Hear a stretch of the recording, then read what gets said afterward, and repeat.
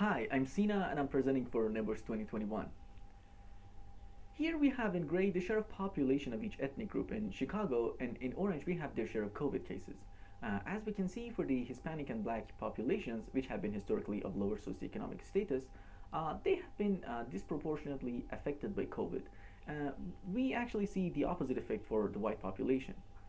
And this is not just something specific to Chicago, as it has been well documented that income inequality and lower socioeconomic status leads to a higher infection probability. So it all comes down to this message. We are not all in this together. We devise a model to investigate how your socioeconomic status and your capability of quarantine can affect your infection chances. So in our model, agents have two options: quarantine themselves or go out and work. In each situation, individuals receive a negative reward, which is actually punishment. In case they stay at home, they will lose some of their income, and in case they go out, they have this fear of getting infected, and that fear is proportional to the number of active cases at that moment in the population. The probabilities that we attribute to the choices are based on this exponential form, which is actually an established form in game theory. So Ri here is the punishment that individuals of the socioeconomic group I receive in case they stay at home, and Rd is how frightening the disease is for the population. I is also the proportion of the infected agents at that specific time in the population. And beta can be thought of as this parameter indicating the intensity of selection. When beta is very low, near to zero, individuals do not have preference between the choices, regardless of their reward and punishments. And as we increase the beta and we go to infinity, individuals will most likely choose the option which has even a slight advantage over the other option. So our spreading model here is based on a SIR model. Different symbols indicate different socioeconomic groups, and colors indicate their status regarding to the disease.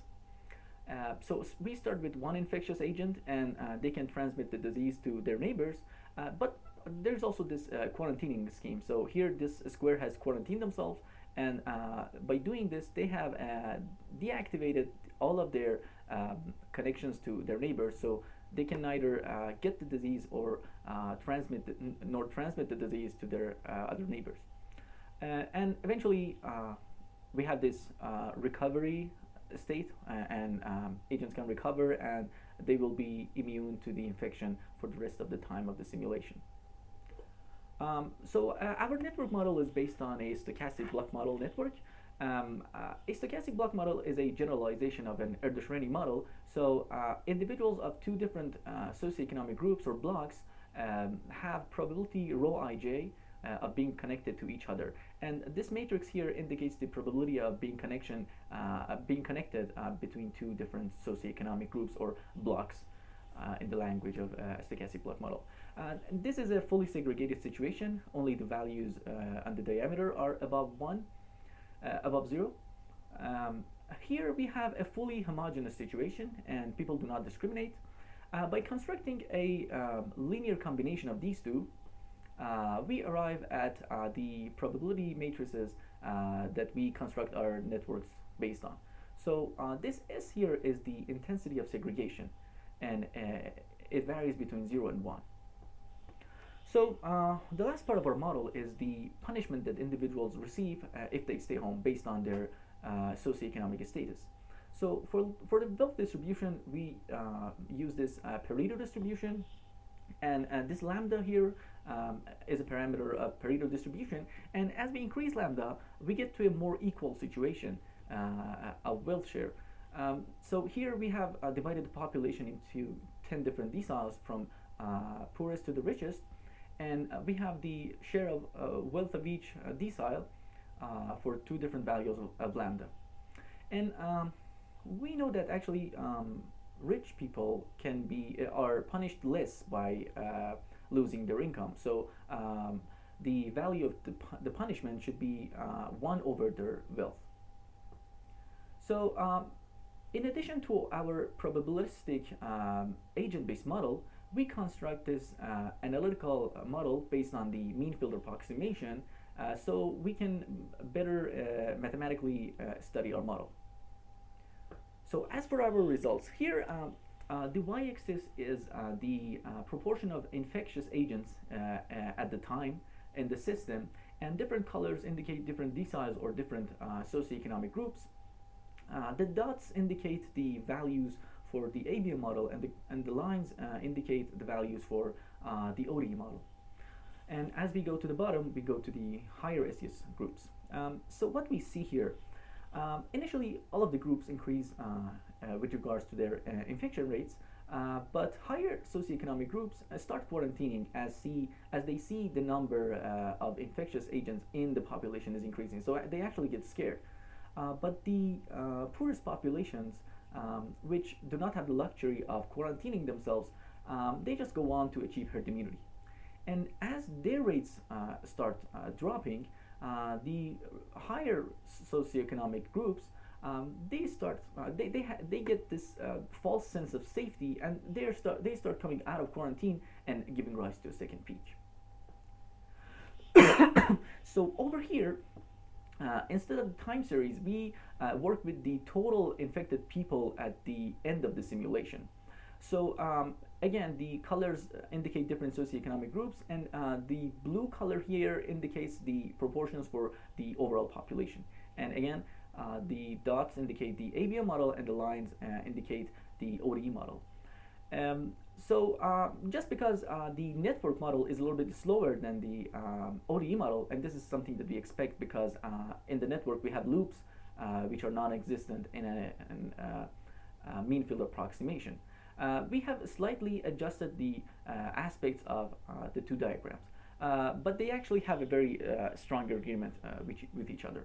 So what we see here is that as we increase this lambda, which is an indicator of the wealth equality in the population, it is true that the infection rates for the wealthier deciles increases, but the overall population is actually benefiting from an increase in equality. So we also check the robustness of this result with respect to other parameters. So R naught here is the intensity of selection. This is actually the most famous epidemic parameter that everyone knows.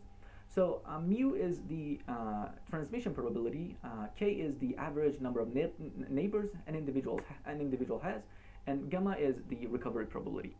And so the y-axis is R naught, the x-axis is lambda or equality, and the color code is again the total number of infected people at the end of the simulation. So it is not surprising as we increase the value of R naught as we go up, the number of infected people increases. But the interesting thing is that as we, for different values of R naught, as we go to the right and we increase the equality, we actually see again that drop in the rates of infections for different values of R naught. So it shows that the result is still robust. So to check the robustness again with respect to another parameter, we pick segregation, and as we said, the segregation can change between 0 and 1. So when we change segregation, it is interesting to see that the value, the number of infected cases actually increases as we move toward more segregated regimes. But it's still, even if we vary the value of segregation, still by increasing the equality, our infection rates will drop. So overall, we observed a secondary peak for higher SES groups. This was due to the fact that they achieved this false safety mindset after they saw a decrease in the infection rate. So they thought it's good to go out of quarantine now, and that led to another peak for them. On the other hand, we observed that equality benefits the society by lowering the infection rate, and on the other hand, segregation worsens the situation by increasing the infection rate.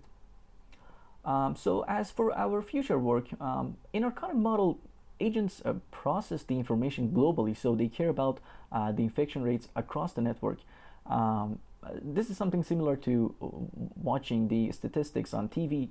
But perhaps it's more realistic that you give more importance to your relatives and friends, and if some of them get infected, you will become more fearful, as opposed to a random person getting infected and showing up in the statistics.